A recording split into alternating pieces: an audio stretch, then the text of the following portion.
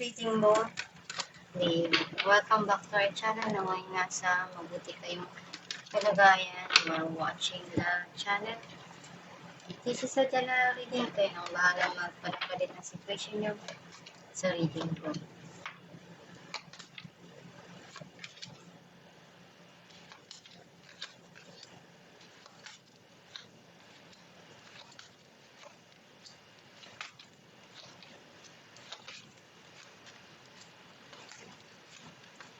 At the bottom of the deck,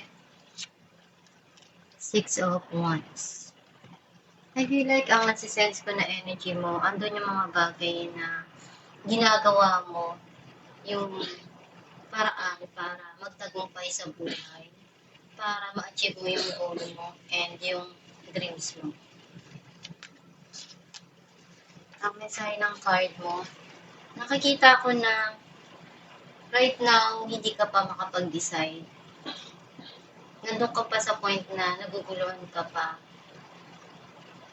Merong dalawang option na tinitimbang mo sa ngayon.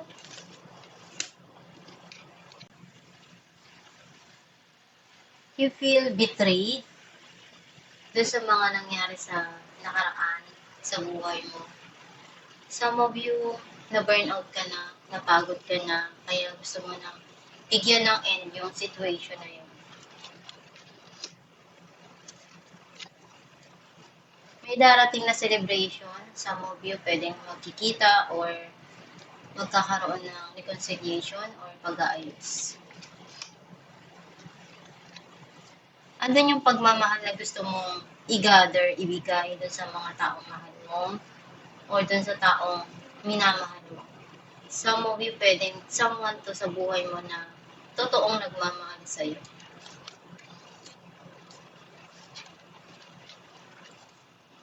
Gumagawa ka ng paraan para matupad mo kung ano yung mga dreams mo. Yung kahit na anong way na magagawa mo dun para maibigay yung best mo palagi sa mga dumarating sa buhay mo. Either pag-ibig man yan or trabaho. Ikaw yung tao na hanggat kaya mong ibigay, hanggat kaya mong gawin,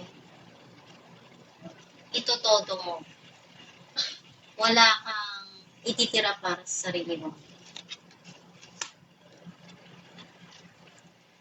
Marami kang pinaplano na gusto mo para sa future mo. Iniisip mo isa-isa kung paano mo yun magagawa. Nakikita ko na may blessing na darating. Some of you manifest blessing or financial blessing.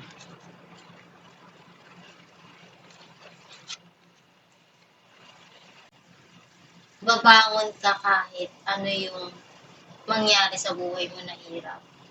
Ilang beses ka mang madapa, pero hindi ka hihinto sa mga pangarap mo o kung masaktan ka man.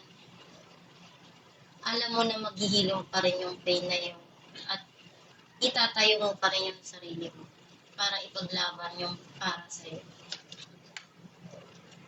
Ang clarify natin ang 2 of Pentacles.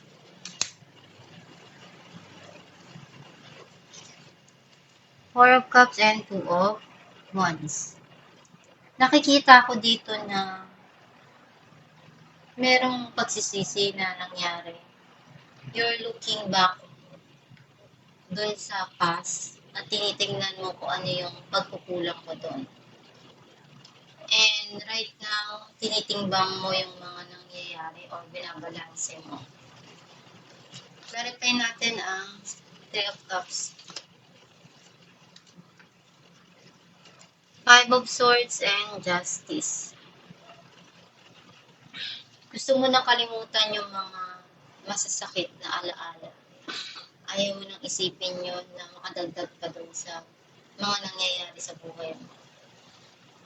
Manihintay ka dito ng clarity or nagkakaroon na ng linaw sa'yo yung mga nangyari. Clarify natin the Magician.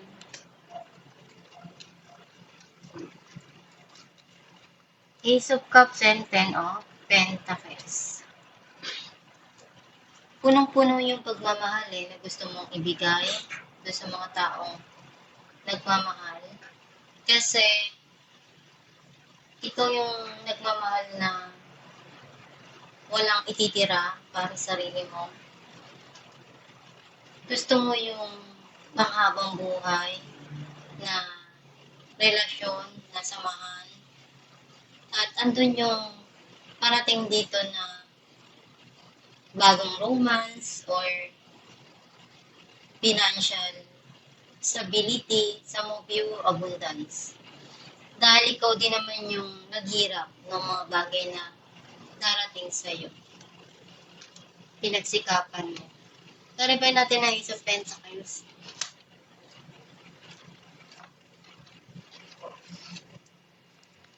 Five of Pentacles and Ten of Wands. Feeling mo nandun ka sa point na nalungkot ka sa mga nangyari. Sometimes nabibitin yung panggastos mo or nandun yung nararamdaman mong negative na feelings dun sa mga nangyari sa situation na dumating sa'yo or sa paraan. Pero alam mo kung ano yung makakaya mo Na-overcome mo na yung mga pagsubok na dumaan sa buhay mo. Alam mo rin kung ano yung responsibilidad mo. Kung ano yung kaya mo, binibigay mo. Clarify natin ang Ten of Swords.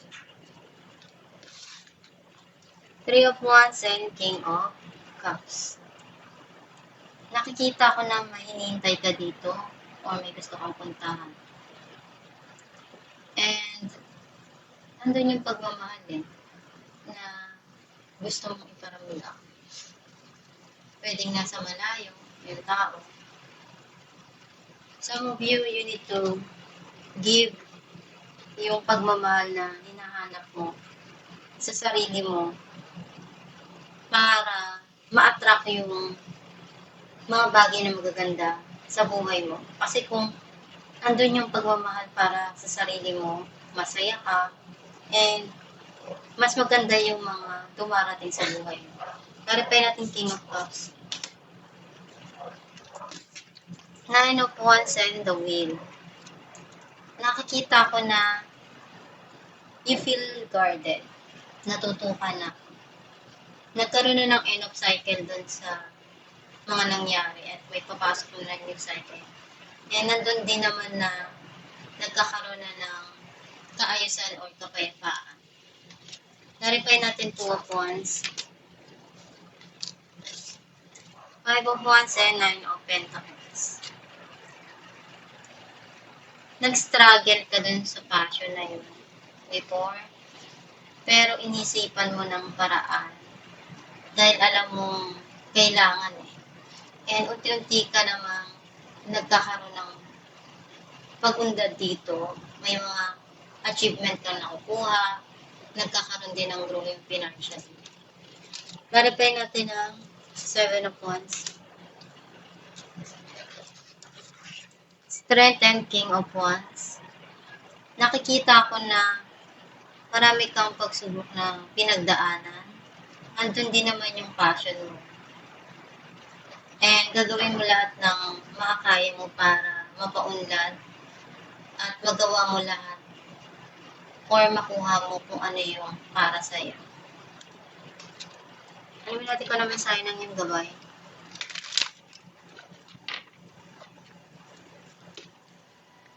Child. You care deeply about children and they readily respond to your love. All children, including you, all your own inner child, require love, affection, and attention.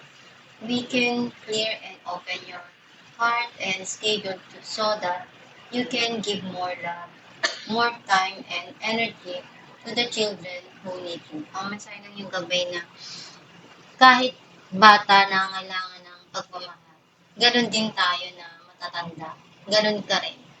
you have inner child inside of you na naghahanap ng pag-aaruga, ng pagmamahal, at hinahanap mo yun na maibigay para sa'yo. As long na alam mo kung ano yung gusto mo, masaya ka sa ginagawa mo, na ma-achieve yung mga goal mo, ipagpatuloy mo lang yung mga pangarap mo and do your best.